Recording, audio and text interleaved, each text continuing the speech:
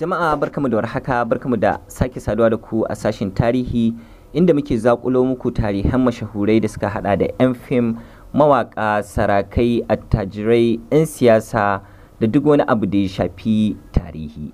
A yau filin namu yana dauke da tarihin fitacciyar jarumar masana'antar shirya fina-finan nan na Kannywood wanda ake wa lakabi da Momi Gombe. Wace ce Momi Gombe? Momi Gombe asalin sunanta shine Maimuna Abubakar wacce aka fi sani da Momi Gombe. 'Yar arewa ce kuma jarumar fim ne a masana'antar shirya fina-finai na Kannywood. Jarumar na ɗaya daga cikin jarumai da tauraruwar su ke haskawa kuma ta bada nata gudunmawar ta hanyoyi da dama. An haifi Maimuna Abubakar a jihar Gombe wanda hakan ne ma yasa ake mata lakabi da Momi Gombe. An haife ta a ranar 28 ga watan Jun na shekara ta 1997. Ta kuma yi karatunta na primary da secondary school duka a garin Gombe. Ɗaukakar Momi Gombe. Jarumar ta kasance tana da ra'ayin zama jaruma tun tana 'yar ƙarama, amma bata samu cimma hakan ba saboda auren da ta yi da wuri. Bayan fitowarta ne daga gidan aurenta ta shiga bayan fitowarta ne daga gidan auren da ta yi ta shiga harkar fim da taimakon a mashirin fina-finan nan wato Awwal Ma'az da kuma fitaccen matashin mawaƙin nan wato Hamisu Breaker. Momi Gombe ta fara sanuwa ne a bidiyoyin waƙoƙi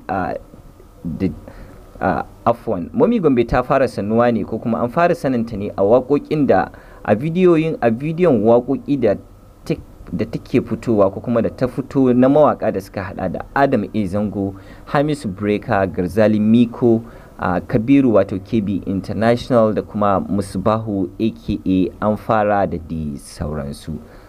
Jarumar ta ƙara samun suna ne a shirin da take yi kamar su Kishin Mata, Asalin Ƙauna da kuma Asalin Ƙauna da kuma rawar da ta taka a shiri mai suna Ango tare da fitaccen jarumin nan wato Adam A Zango.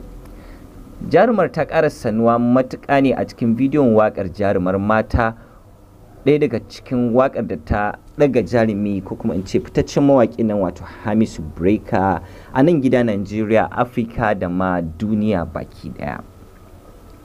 Karramawa da kuma lambobin yabo.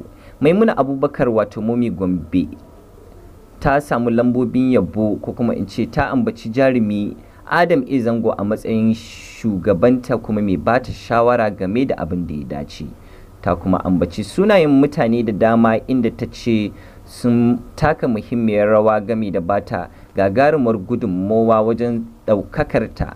Waɗanda ta ambata sun hada da Hamisu Breaker, Sunusi Oscar 442, Awwal Ma'azu da kuma Adam A Zango.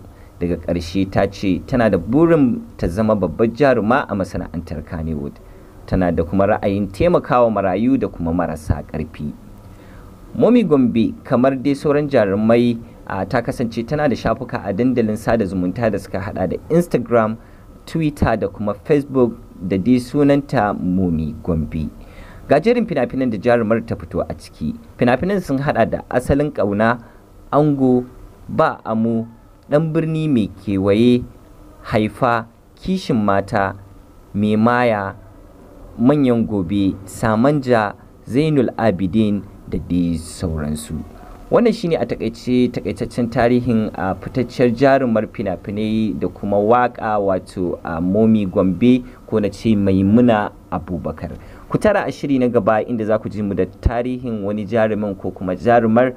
Kar ku manta da danna mana subscribe da kuma alamar ƙararrawa domin ta hakan ne kadai za mu iya sanar da ku da zaran mun dora sabon tarihi na wani jarumin ko jarumar. Mun gode.